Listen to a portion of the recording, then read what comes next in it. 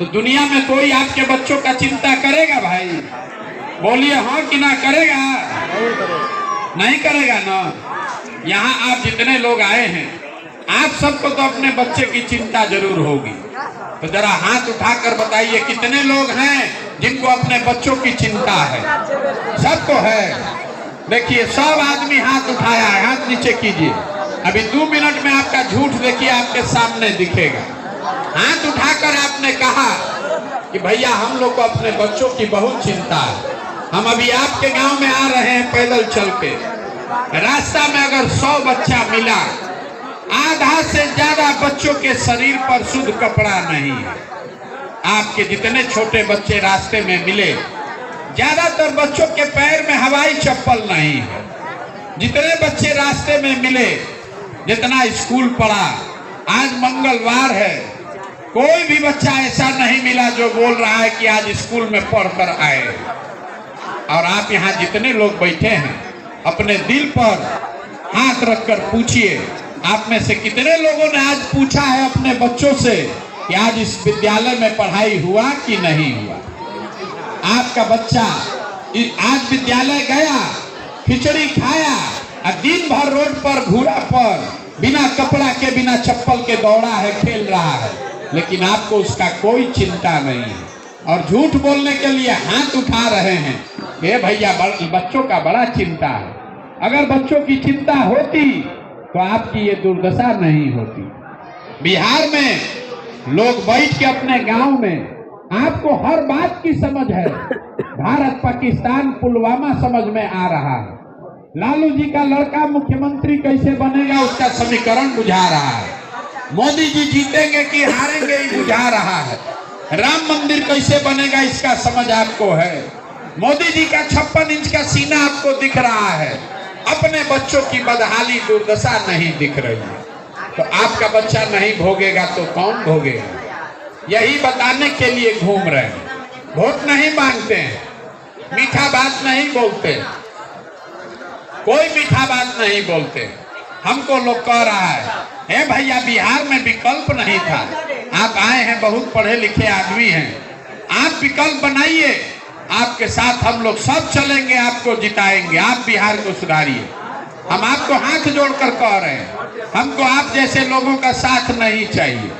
आपका तो वो दुर्दशा है, आपके नस में जात का, धर्म का इतना नशा घुसा दिया गया है कि आपको अपने बच्चों की दुर्दशा नहीं दिख रही है। तो आप है प्रशांत किशोर के 14 महीना पैदल चलने से मानने वाले हैं? अरे हम 14 बरस भी पैदल चल देंगे तो आप सुधरने वाले नहीं। आप वो लोग हैं जो जानते हैं जिन नेताओं ने आपके बच्चों के मुंह से नेवाला छीन लिया, जिन नेताओं ने आपके बच्चों के हाथ से किताब कॉपी लेकर खिचड़ी का प्लेट पकड़ा दिया, जिन नेताओं के चक्कर में आपके बच्चे अनपढ़ और मजदूर बनकर देश भर में ठोकर खा रहे हैं, उसी दल, उसी नेता को जात और धर्म के नाम पर जाकर आप वोट देते हैं। तो आपका बच्चा नहीं भोगेगा तो कौन भोगेगा? आप नहीं गुनाहगार हैं तो कौन गुनाहगार है? क्यों झूठ बोलते हैं? नेता मंगल ग्रह से नहीं आया, नेता को आपने, हमने बनाया है। हम 4000 गांव में गए, जहां गए लोग बताता है कि बिहार में बड़ा भ्रष्टाचार है। भैया मुखिया जी इतना पैसा ले रहे हैं, नाली गली नहीं बनवाए। मुखिया जी से राशन कार्ड बनाने के लिए 2500 3000 घूस लग रहा है। इंदिरा आवास तो मिलिए नहीं रहा है, मिलेगा तो 25,000 30,000 घूस है। जरा याद कीजिए, 2 बरस पहले मुखिया का चुनाव हुआ, जब चुनाव था 500-500 रुपया लेकर वोट बेचे आप, मुर्गा भात खाकर वोट दिए आप, 2-2 गो पाउच पर वोट का सौदा किए आप। तो आपका मुखिया चोर नहीं होगा तो हरिश्चंद्र होगा। अरे आपको तो चोरी भी नहीं करने आ रहा, बिहार के आदमी को चोरी भी नहीं करने आ रहा। जिस मुखिया को, विधायक को आप 500 रुपया के लालच में जात के नाम पर मुर्गा भात खाकर वोट देते हैं, वही जब जीत कर आता है तो आपका और आपके बच्चों के हलक में उंगली डाल के 10,000 20,000 घूस लेता है। और आप बाप बाप चिल्लाते हैं कि भैया बिहार में बड़ा भ्रष्टाचार है। भैया 500 रुपया लेके वोट दिए, वो भ्रष्टाचार नहीं है। जब मुर्गा भात खाकर वोट दिए तो भ्रष्टाचार नहीं है। बिहार में हर आदमी यही सोच रहा है कि हम लूट के अपना घर भर ले, अब पूरा समाज ईमानदार बन जाए। ये कभी हो सकता है? जब समाजे चोर है तो नेता ईमानदार कहां से पैदा होगा? नेता को आप और हम चुन रहे हैं। अगर आप नहीं सुधरिएगा तो कोई इसको नहीं सुधार सकता है। अगर नेताओं में भ्रष्टाचार खत्म करना है तो जो नेता को चुन रहा है उसको भी ईमानदार बनना पड़ेगा। आप में ईमानदारी नहीं है और आप सोच रहे हैं कि नेता सब महात्मा गांधी हो जाए। नहीं हो सकता है। एगो प्रशांत किशोर आए कि 100 प्रशांत किशोर आ जाए, कोई नहीं सुधार सकता है बिहार को। जब तक आप नहीं सुधरिएगा, जब तक आप ये संकल्प नहीं लीजिएगा, जब तक आप अपने बच्चों के लिए सजग नहीं होइएगा, तब तक कोई आपको सुधार नहीं सकता है। बच्चा आपका स्कूल में नहीं पढ़ रहा है, इसके लिए विधायक जी क्या करेंगे? विधायक तो बाद में आएगा, पहले आपके अकल पर पत्थर पड़ गया है। अरे जब आपका बच्चा पढ़ेगा ही नहीं तो कोई सांसद बने, कोई विधायक बने, आपके अनपढ़ बच्चे को कोई डॉक्टर, इंजीनियर, कलेक्टर नहीं बना सकता है। उसको जीवन भर मजदूरी ही करना पड़ेगा। और जब आपको ये समझ ही नहीं है तो आपके बच्चों को तो भोगना ही पड़ेगा। यही बात बताने के लिए घूम रहे हैं। मीठा बात नहीं बोलते हैं। अब एक आपको सूत्र देकर जाएंगे, अगर समझ में आए तो इसको अपनाइए, आपको जीवन में उसका फायदा दिखेगा। जब भी वोट देने जाइए, जिसको मन है उसको वोट दीजिए, हमको उससे कोई मतलब नहीं है। वोट चाहे जिसको भी दीजिए, लेकिन वोट देते समय स्वार्थी बनिए। अपना स्वार्थ देखिए, अपने बच्चों का स्वार्थ देखिए। नेता आकर कहता है देश के लिए वोट दीजिए, कोई कहता है जात के लिए दीजिए, कोई कहता है धर्म के लिए दीजिए, कोई कह रहा है कि लालू जी को जिताना है इसलिए वोट दो, कोई कहता है मोदी को हराना है इसलिए वोट दो। हम आपको एक पंक्ति में सिखा रहे हैं, वोट चाहे जिसको भी दीजिए, लेकिन वोट अपने बच्चों के लिए दीजिए। अगर आप अपने बच्चों के लिए वोट नहीं दोगे तो पूरे जिंदगी भर आपके बच्चों को मजदूरी ही करना पड़ेगा। कोई नहीं बचा सकता है इससे। यही बात बता रहे। लोग कहता है कि भैया एगो हमरा वोट से क्या होगा? बिहार में आदमी कहता है एगो भैया हम गरीब आदमी, हमरा एगो वोट से क्या होगा? अरे आप अपने वोट की कीमत को समझिए। एक वोट जो आप देते हैं इसको याद रखिए। एक वोट देकर जिसको आप प्रधानमंत्री बनाते हैं, वो आदमी हर साल 45 लाख करोड़ रुपया के तिजोरी का मालिक है। कितना? 45 लाख करोड़ रुपया के तिजोरी का मालिक है, जिसको आप एक वोट देकर बिहार का राजा मुख्यमंत्री बनाते हैं। वो आदमी हर साल 2.5 लाख करोड़ रुपया के तिजोरी का मालिक है। और उतना बड़ा तिजोरी का चाबी कभी आप जात के नाम पर दे दिए, कभी मुर्गा भात खाकर दे दिए, कभी 500 रुपया लेकर दे दिए, तो आप नहीं भिखार रहिएगा तो कौन भिखार रहेगा? यही आपको मंत्र सिखा रहे हैं। अगली बार जब वोट दीजिए तो नेताओं का चेहरा देखकर नहीं, अपने बच्चों का चेहरा देखकर दीजिए। अपने बच्चे का चेहरा देखकर वोट दीजिएगा तो वोट के दिन ये याद रहेगा कि यही वो नेता है जिसके चक्कर में हमारा बच्चा आज कुपोषित, अनपढ़ बनकर, मजदूर बनकर घूम रहा है। आपको याद रहेगा कि इन्हीं नेताओं के चक्कर में हमारे बच्चे आज मजदूर बनकर घूम रहे हैं। इसीलिए वोट देते समय अपने बच्चों का चेहरा देखकर वोट दीजिए और वोट का कीमत सही लगाइए।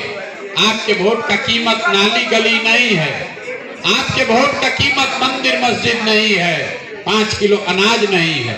आपके वोट का कीमत है आपके बच्चों का भविष्य, और वो सुधरेगा तब जब आपके बच्चों के लिए पढ़ाई या रोजगार हो। यहाँ आप जितने लोग आए हैं जरा सोच के बताइए। बस दुए को और सवाल पूछेंगे फिर घर जाने का छुट्टी। आज तक आपसे किसी नेता ने कभी ये पूछा कि आपका बच्चा पढ़ता है कि नहीं पढ़ता है? कोई पूछा है भाई? आपसे अनाज का पूछेगा, नाली गली का पूछेगा, रोजगार मजदूरी का पूछ लेगा, खेत का पूछेगा। आपके बच्चों के पढ़ाई के बारे में कोई नहीं पूछता। आप घर पर जाकर सोचिए, नेता आपके बच्चे के पढ़ाई की बात क्यों नहीं करता? वो इसलिए कि नेताओं को भी मालूम है जिस दिन आपके बच्चे पढ़ जाएंगे, पढ़ लिख कर कुछ बढ़िया कर लेंगे, तब आप 5 किलो अनाज पर वोट देना बंद कर दीजिएगा। अगर पढ़ लिख कर अच्छे हो गए तो नाली गली पर मुर्गा भात पर वोट नहीं दीजिएगा। तो यही नेताओं की सोच है कि सारे लोगों के बच्चे अनपढ़ रहे, बच्चे आपके खिचड़ी के लिए लाइन लगा रहे हैं और माता पिता 4 किलो अनाज के लिए लाइन लगा रहे हैं। दोनों को भिखार बना दिया है। अगर आपका बच्चा पढ़ेगा नहीं तो कभी जीवन में आपका तरक्की नहीं हो सकता। अब आपसे एक ही को संकल्प के लिए हाथ जोड़ेंगे, संकल्प लेकर जाइए, आधा पेट खाइए लेकिन अपने बच्चों को पढ़ाइए। बच्चों को पढ़ाना मतलब खाली विद्यालय में नाम लिखवाना नहीं है। बैठ के खटिया पर रात भर जगिए कि हमारा बच्चा पढ़े। अगर आप बहुत गरीब हैं, 5 गो बच्चा है, 1 गो बच्चा को पढ़ाइए लेकिन पढ़ाइए। अगर घर में एक बच्चा भी पढ़कर निकल गया तो पूरे परिवार को ऊपर खींच लेगा। हमारे अपने बाबा मजदूर थे, बैलगाड़ी चलाते थे। अपने 8-9 बच्चों में से 1 गो हमारे बाबूजी को पढ़ाए। इतने पैसा था कि 1 आदमी को पढ़ाते। हमारे बाबूजी डॉक्टर बन गए, पूरा परिवार आगे बढ़ गया। हमारे माँ बाप ने हमको पढ़ाया है, तब न हम खड़ा होकर भाषण दे रहे हैं। 5000 आदमी को नौकरी दिए हैं, हजारों आदमी को रोज खिला सकते हैं। जब आपका बच्चा पढ़िए नहीं रहा है तो मजदूर नहीं बनेगा तो क्या बनेगा? आप बताइए। आप झूठों नेता के चक्कर में पड़े हैं। अरे अपने बच्चे को पढ़ाइए तो भाई। नहीं पढ़ाइएगा तो कोई नेता आपका जिंदगी नहीं सुधार सकता। हम आपसे वोट मांगे नहीं, चंदा पैसा लेते नहीं हैं, किसी का 1 कप चाय भी नहीं पीते, लेकिन आपसे मांगने आए हैं आपका आशीर्वाद। ये 50 बरस से बिगड़ा हुआ व्यवस्था है। आज आपके गांव में आए हैं, आज 14 महीना हो गया पैदल चलते हुए। आप 5 दिन जाते हैं बाबा धाम, आपका पैर और फूल जाता है। हम 14 महीना से चल रहे हैं, अभी कई महीना तक और चलेंगे। कैसे चल रहे हैं? ये चल रहा है ऊपर वाले की कृपा से और आप सबकी दुआ और आशीर्वाद से। अगर आपको लगता है कि जो बात बताए ये ठीक बात है, जो प्रयास हम कर रहे हैं ये ठीक प्रयास है, तो और कुछ नहीं, जाते जाते एक बार हाथ उठाकर आशीर्वाद दीजिए और बताइए कि प्रयास होना चाहिए कि नहीं होना चाहिए। ये प्रयास होना चाहिए कि नहीं होना चाहिए। अब आप आशीर्वाद दिए हैं, इतना देर से सब कड़वा बात बताए, एगो मीठा बात बताकर घर भेजेंगे। जो भगवान ने हमको शक्ति बुद्धि दिया है, जो साधन पैसा दिया है, वो सब लगाकर हमने जो योजना बनाई है, जब ये जनता का राज बनेगा 2 बरस के अंदर, तो नाली गली बने चाहे मत बने, स्कूल अस्पताल जब सुधरेगा तब सुधरेगा, लेकिन साल भर के अंदर, इसको याद रखिए, साल भर के अंदर जितने आपके बच्चे गए हैं बाहर मजदूरी करने और जितने लोग यहाँ बेरोजगार बैठे हैं, सभी के लिए 10 से 12 हजार रुपया के रोजगार का व्यवस्था यही स्थानीय स्तर पर करके आपको देंगे। अब आप कहिएगा कैसे दे देंगे, कैसे दे देंगे साले भर में रोजगार? हम आपको अभी बताएंगे, अब आपके मुंह से कहलवाएंगे कि कैसे साल भर में नौकरी मिले चाहे ना मिले, 10-12 हजार रुपया का रोजगार के लिए किसी को घर नहीं बैठना पड़ेगा, बाहर नहीं जाना पड़ेगा। अभी एगो सवाल पूछेंगे, उसका जवाब दीजिए और आपके आंख के सामने दिखेगा कि ये कैसे होगा। जरा आप सोच के बताइए, आपके गांव पंचायत में हरियाणा पंजाब से कोई आकर मजदूरी कर रहा है? कोई कर रहा है भाई? गुजरात महाराष्ट्र से कोई आकर यहाँ मजदूरी कर रहा है?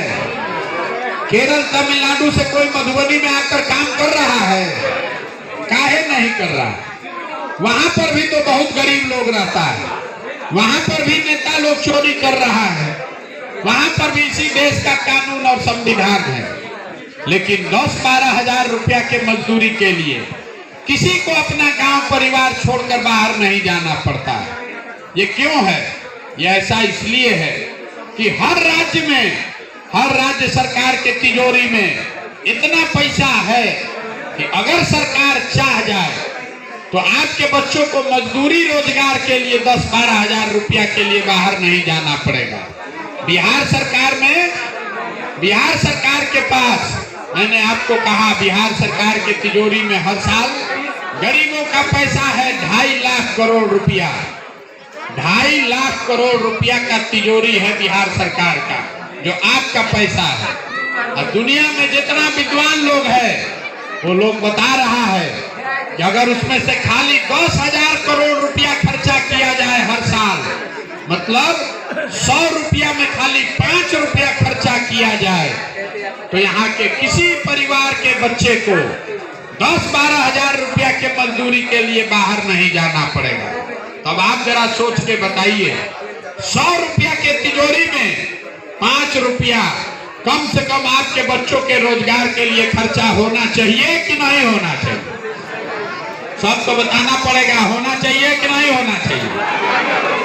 तो आपका वोट किस पर पड़ना चाहिए? 5 किलो अनाज की रोजगार चाहिए कि 5 किलो अनाज चाहिए? अपना जात चाहिए कि बच्चों के लिए पढ़ाई चाहिए? तो इतने बात याद रखिए, अगली बार जब वोट दीजिए तो वोट नेता का चेहरा देखकर नहीं, बच्चों का चेहरा देखकर दीजिए। और वोट का कीमत रोजगार और पढ़ाई, इससे कम पर सौदा कीजिएगा तो लिख कर रखिए, जिस गरीबी बदहाली में आपका जिंदगी बीता, आपके बच्चों का भी जिंदगी उसी गरीबी बदहाली में बीतेगा। आप आए, आपने हमारी बात सुनी, आशीर्वाद दिया, उसके लिए बहुत बहुत धन्यवाद। एक नारा लगाकर हम लोग खत्म करेंगे। मैं बोलूंगा जय बिहार, आप सबको बोलना है जय जय बिहार, जय बिहार। यहाँ के आदमी में हतने दम है। जय बिहार।